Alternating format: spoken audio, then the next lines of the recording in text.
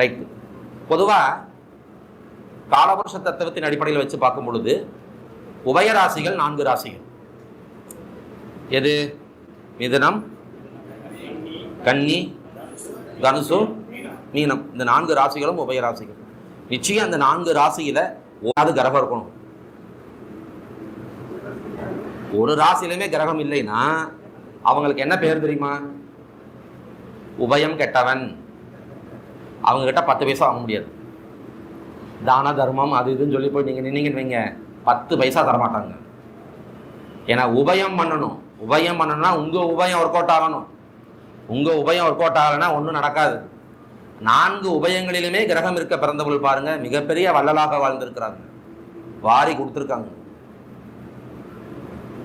3 உபயங்களில் கிரகம் இருப்பவர்கள் 75%.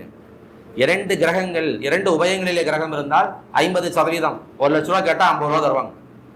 என்னால் ஆனது இவ்வளோதாங்க, இதை வச்சு கொஞ்சம் பாருங்கள், ஹெல்ப் பண்ணிக்கோங்க, நீங்களே பார்த்துக்கோங்க. ஒரே ஒரு உபயத்தில் தான் கிரகம் இருக்குன்னா கூட ஏதோ வாங்கலாம் அவங்கக்கிட்ட.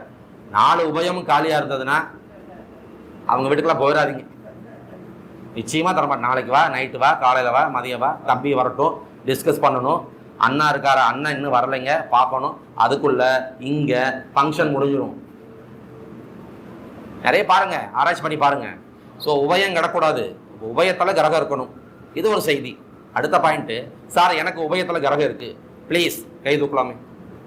யாருக்கெல்லாம் உபயத்தில் கிரகம்? எல்லாத்துக்கும் இருக்கா? எல்லாரும் கை தூக்காதீங்க, ஜாதகம் வாங்கி பார்ப்பேன். ஏன்னா எனக்கு எந்த உபயத்திலுமே கிரகம் இல்லைன்னு சொல்லிட்டா நம்மளை தப்பாக பார்ப்பாங்க. இந்த சபை கூட்டத்தோட கூட்டமாக கையை தூக்கிடலாம். Super super, right, okay. Rahu Ketu கூட இருக்கலாம். சார் எனக்கு உபயத்தில் ராகு கேது இருக்கு. ஏன்? அவங்க கிரகம் இல்லையா? அவங்க ஒரு வேலையை செய்வாங்க. அங்கிட்டு வாங்கி இங்கிட்டு கொடுப்பாங்க. கொடுக்கணும். நீ எங்க வாங்கி எங்க கொடுத்தங்கிறது கணக்கு இல்லை, கொடுக்கணும். புரிஞ்சுதா? திருமங்கை ஆழ்வார் என்ன பண்ணார்? கொள்ளை அடிச்சு கோயில் கட்டினார். அவருக்கு முக்தி கிடைச்சது இல்லை. நோக்கம் என்ன? அதான் மேட்ரு. பெருமாளுக்கு கோயில் கட்டுவேன், கோயில் கட்டினாரு. வழிப்பறை கொள்ளையடிக்கிறது. பெரிய பெரிய கல்யாண கூட்டம் வந்தால் போய் அவங்களை வழிப்பறை பண்ணி நகை நட்டு பூரத்தை பிடிக்கிட்டு வந்துடுறது.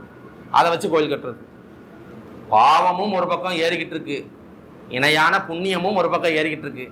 அச்சுச்சோ, இதுலேருந்து இப்படியே போனால் இந்த ஆள் ரொம்ப ஏதாவது எஜ்ஜுக்கே போயிடுவார், கரெக்ட் பண்ணணும்னு சொல்லி அழகாக வந்தார்.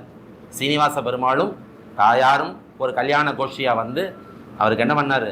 ஞானத்தை கொடுத்தார். போதும்ப்பா, நீ கொள்ளையடிச்சது போதும், நீ கொள்ளையடிச்ச கோவில் கட்டி என் உள்ளத்தையும் கொள்ளையடிச்சிட்ட, உனக்கு நான் ஸ்தானம் கொடுக்குறேன்னு சொல்லி மோட்சம் கொடுத்தார். யாரு? திருமங்கை ஆழ்வார். அதனால நோக்கம்தான் நமக்கு, அது எப்படி வந்ததுங்கிறது அல்ல. ஸோ உபயத்தில் கிரகம் இருக்க பிறந்தவர்கள் கொடையாளி. 4 உபயங்களிலும் கிரகம் இல்லை என்றால் அவங்க கொஞ்சம் யோசிப்பாங்க, அவ்வளோதான் மேட்ரு. சரிங்களா?